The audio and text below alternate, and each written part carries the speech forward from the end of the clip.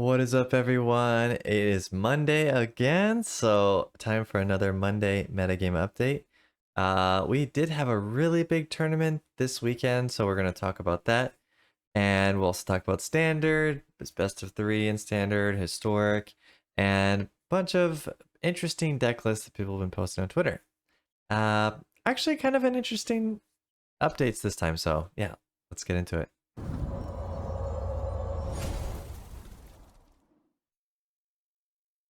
Alrighty, so starting off in standard, the meta has gotten a little bit stale, but there is a few new decks doing well. Mostly we see this Selesnya enchantments is really kind of proving its worth. A little bit fringe before, but now it's kind of pushed up to top three-ish of the decks in the format right now. In best of one, at least in best of one. Disclaimer there. But yeah, it's definitely very popular and it's doing quite well. Mono Red Burn also still very popular though. Not doing as well as it used to. Don't be fooled by this daily results.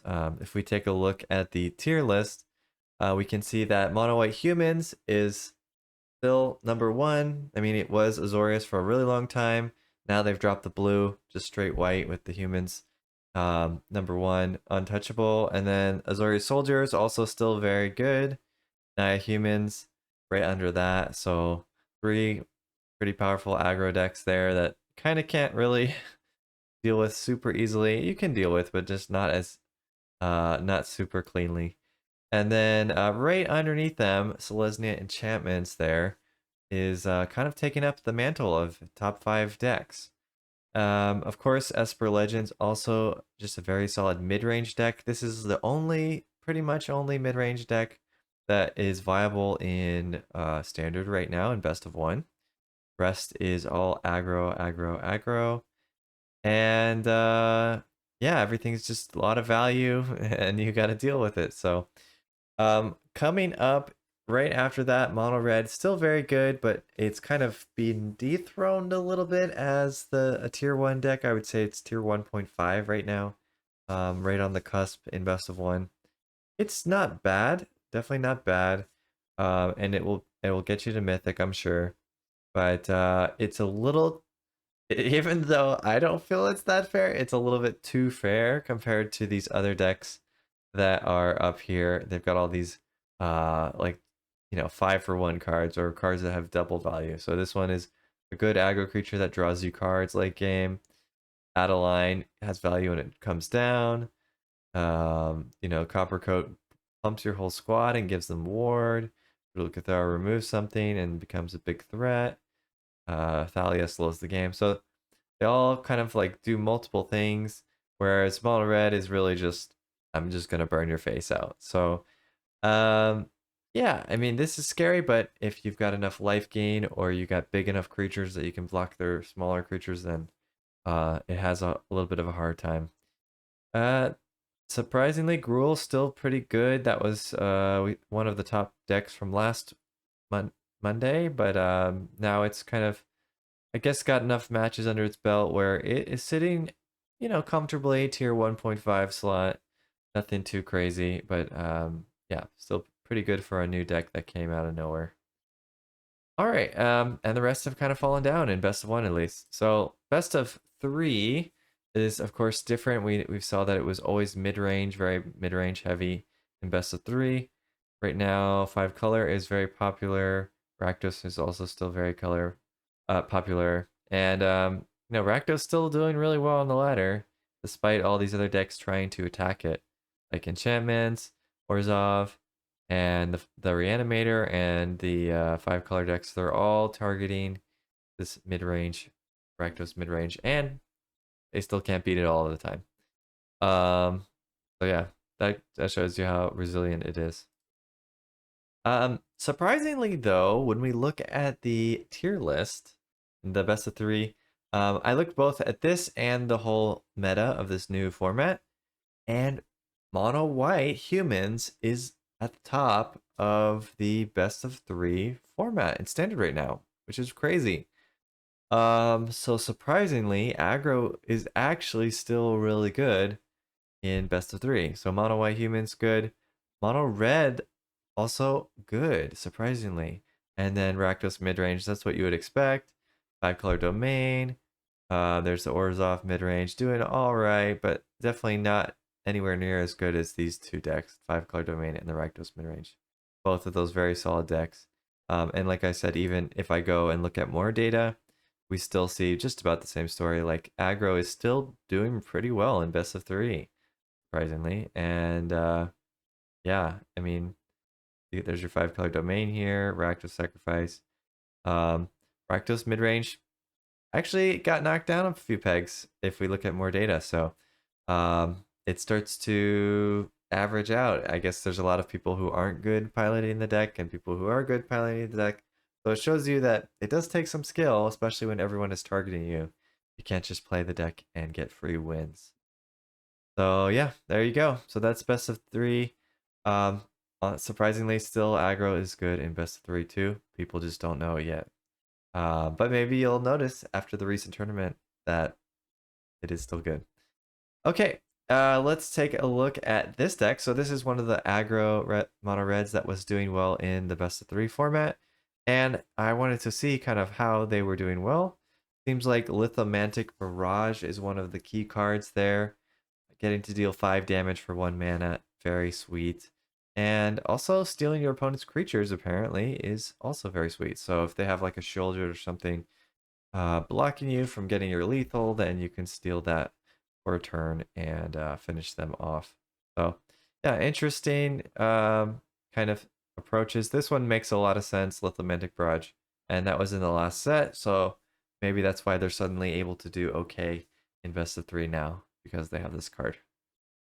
All right, if we go to historic, hasn't changed since the last time really. We see, you know, the typical ones: wizards, reanimator, the Crucius deck here, elves, etc. We also got squirrel twins and is it Belcher and stuff like that. So nothing too special here. Um, Popularity about the same as well. I think the only thing that really swapped is last time we saw that the banned Hammer Time was the #1 deck. I still think it is the #1 deck, but at least with this last week, Squirrel Twin has kind of pushed up. Yeah, see if we look at more data, Hammer Time is top deck, Squirrel Twin is second. So both of those pretty good decks. With the decks that I play in Historic, Squirrel Twin is super easy to beat, but Hammer Time is very, very hard to beat. So I would go with Hammer Time if you're deciding which one to pick. Or Affinity, also pretty solid if you like that. It's hard to deal with the artifact lands with control decks, so that's also a very solid choice. But yeah, these are kind of like the top decks right now in Historic is Hammer Time, Lesnia Squirrel Twin, Esper Affinity, Boros Affinity. And then you got a few other aggro decks that do pretty well underneath that.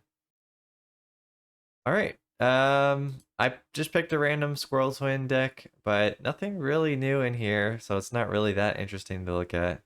One of Johnny is kind of a spicy card, I guess, but the rest is pretty boring. Same old as it's been for a few sets now.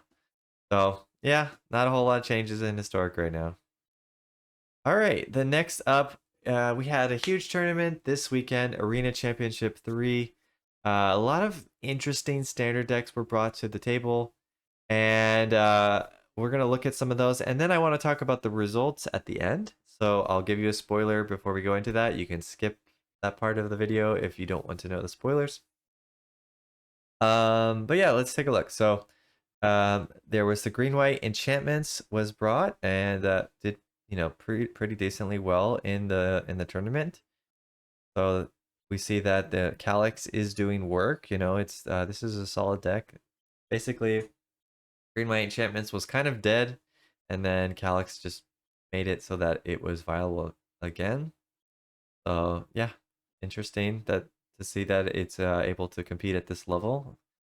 And then, of course, Rakdos mid-range is normal. Rakdos Breach is like mid-range, but even bigger with Atali and Breach, the multiverse and stuff like that. So, yeah, kind of boring.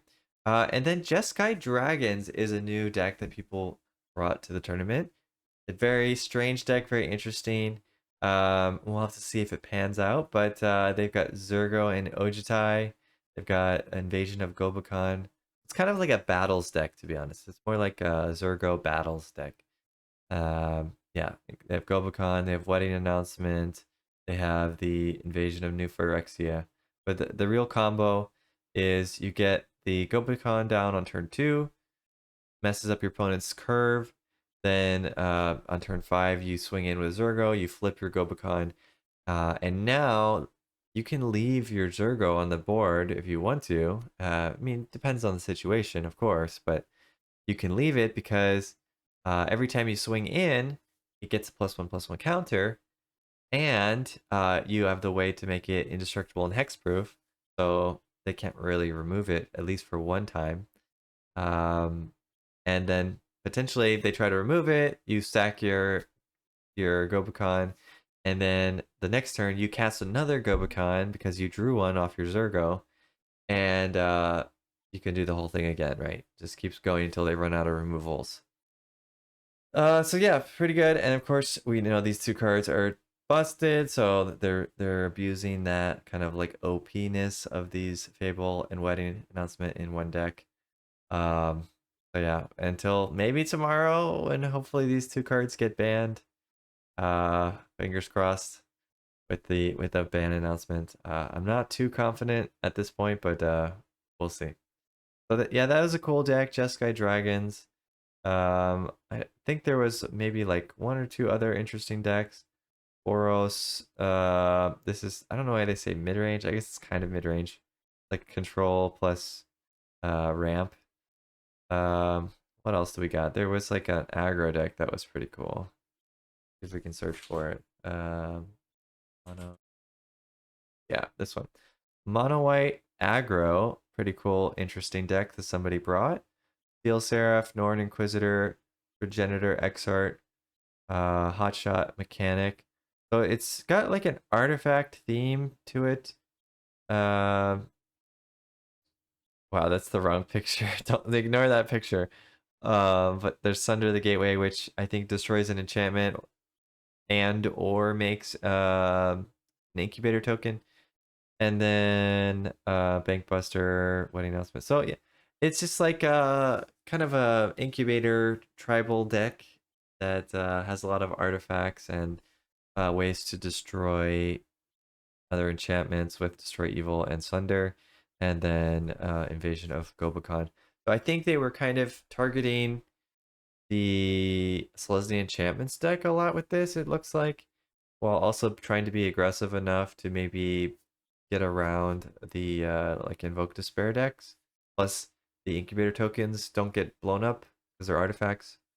So that might also be part of it. They're trying to get around the good removal in the format. So yeah, very interesting deck for sure. And I think they're the only person who brought it. So probably one of their own brews or something that they found and kept kind of a secret to themselves. Pretty cool. All right, I think those are the main outlier interesting decks of the format. So let's talk about the breakdown, and then shortly after that, we'll go over some of the results. But it was mostly Rakdos midrange, also a lot of Grixis Reanimator and Rakdos Breach. So roughly, about 50% of the format was Rakdos slash Grixis.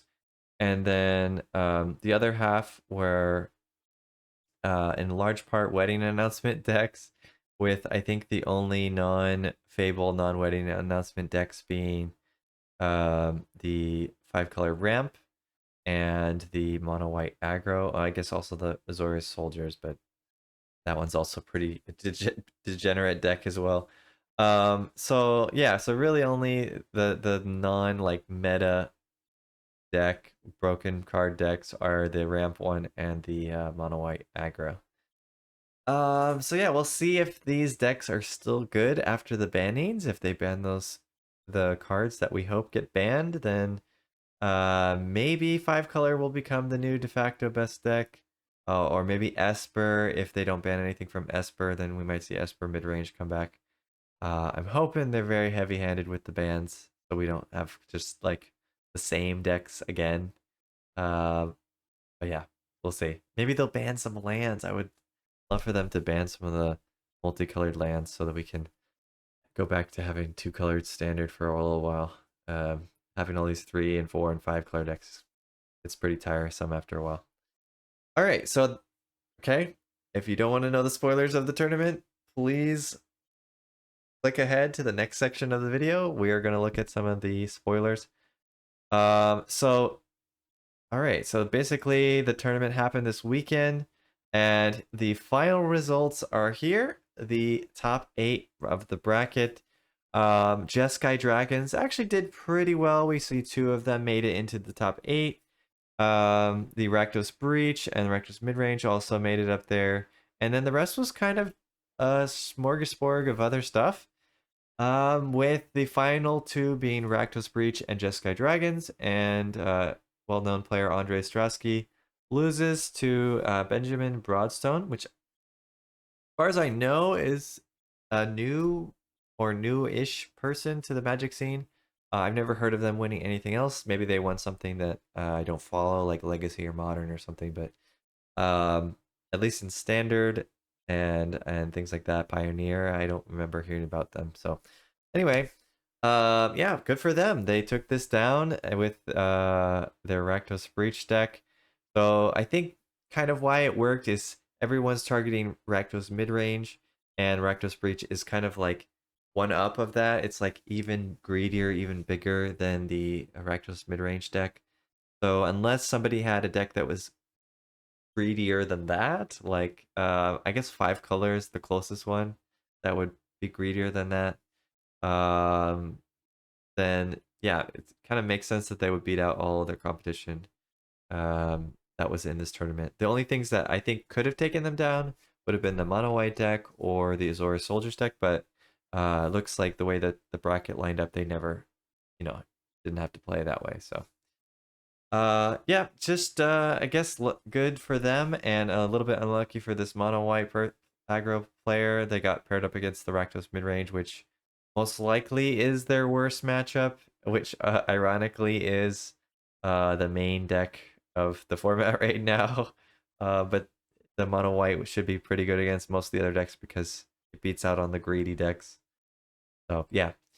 Yeah, pretty cool to see that Jeskai Dragons did make it all the way to the finals, though I think other people had much less success with the Dragons deck. But maybe it was just Andre is really good at piloting the deck, and that's why he was able to take it up there. But cool to see we did, new decks made it up to the top 8. Mono White and Jeskai Dragons. And I guess the enchantments is pretty new. So yeah, we got basically 3 new decks into the top 8 of the tournament. To be fair, it started out with like 32 or something like that. So not a huge jump to get to top 8, but nonetheless, it's still cool that these people felt, like the decks were good enough to bring to the tournament and were able to show that they did perform well. All right, so that's the major tournaments for the weekend. We also got a breakdown from Frank Karstein. He's kind of like the math guy of Magic. I don't really know why, but he does a lot of analytics. And so he's trying to show here that there's a few decks that are doing well in the format based on this tournament. So Mono White Aggro, the Breach deck, and the 5-color ramp. Are all did very well, and so Rakdos Midrange isn't the only deck that can perform, though I would say Rakdos Breach is basically mono Rakdos Midrange, basically the same thing. But nonetheless, 5-color did do well, mono white did do pretty well with a small sample size, so we'll have to see how they do in future tournaments, if they can keep up the success or not. But I really hope they still ban some cards tomorrow, please. Please ban the cards. So we'll have to see. But yeah, I'm very, very hopeful for that. All right, and then oh yeah, we already saw this. This is the mono white deck, but yeah, very cool deck. All right, onto the spicy Twitter brews. So there's this Convoke deck that a lot of people were testing out and for that tournament and trying to do well with, and this one is pretty cool. So this one is one where you make a bunch of tokens. You go very wide, very early. It's a Rakdos. I don't know why I keep saying that. It is Rakdos, but it's a vampire deck that makes a lot of tokens. And you have the Baron Markov, which has Convoke to buff your vampires and to get creature down with lifelink. And then also you have these big things that Convoke. And if you can get City on Fire down, all of your sources deal triple damage. So, your Oni Cult pings are now dealing 3 damage. Your 1/1s that swing in now do 3 damage. So that's pretty insane if you get that down. So basically, the only thing this deck will lose to is some sort of sweeper. But besides that, this deck seems pretty solid. And this person was able to get to Mythic. So obviously, the deck is pretty good. Yeah, it's very, very spicy. I'll say it. It's very spicy. It seems like it's probably pretty hard to pilot, but if you like sacrificing things and you like artifact energy, this is basically like an affinity deck in standard. So give it a shot. All right, next one, Andre Strosky's Dragon deck. We talked about it, but he posted that on Twitter. Yeah, we already basically talked about it, but pretty cool innovation that they came up with. He's always known for like these crazy decks that he brings to tournaments, so cool to see that he didn't stop. He's still bringing some crazy decks.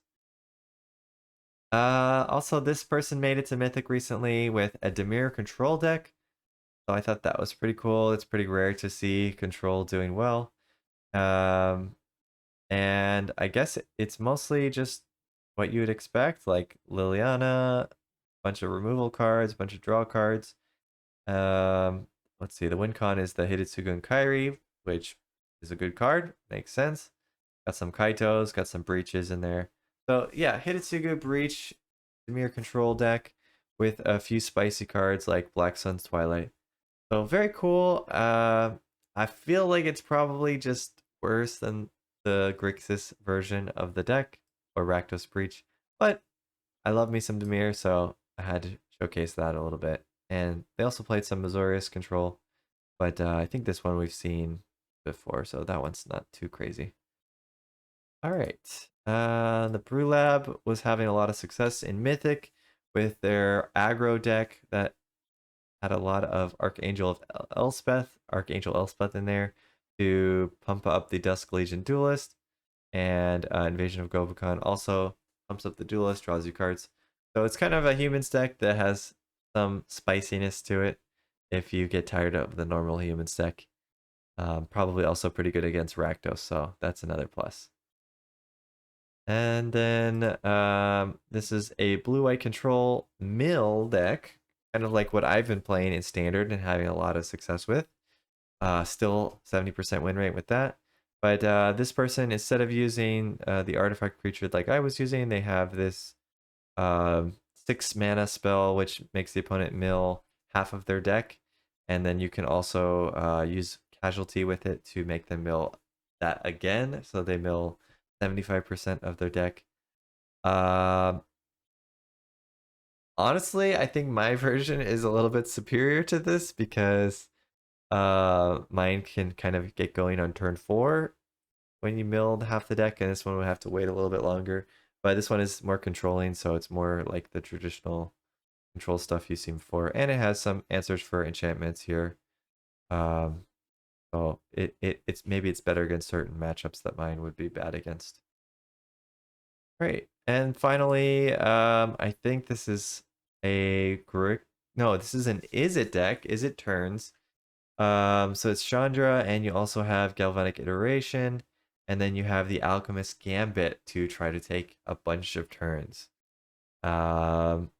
This person got very high into the Mythic Ladder, 390 with this deck, and I haven't really seen anybody try this. I think Ali Eldrazi tried something similar to it, like way back at the start, but he's known for coming up with some cool brews, but not always like refining them. So I think this person just probably kind of like refined the deck a little bit more, made it a little bit more solid. So there's still a lot of two ofs, so maybe could still have some more refinement there as well. But yeah, it looks cool and makes sense. Like get down Natali or Chandra, take about 4 turns, and then just win the game. So pretty sweet. So yeah, I'll link all of these in the description. But yeah, what do you think so far? I mean, a standard, it is changing a little bit, but is it changing enough to make it interesting? Guess we'll have to see. And let me know what you want to see banned in the BNR coming up really soon. It'll probably be a few hours after this video comes out, so can't wait for that to happen. And I really, really, really, I'm hoping, I'm praying that they actually do ban some stuff. Because if they just say, "Oh, standard's fine, we don't need to change anything," uh, I'm gonna probably have to take some time away from standard for a while or something. Maybe I'll dive more into historic at that point. But yeah, another year of Fable. I hope not. All right, well that's gonna be it. Hope you guys have a great week. Go out there, have some fun. Till next time. See ya.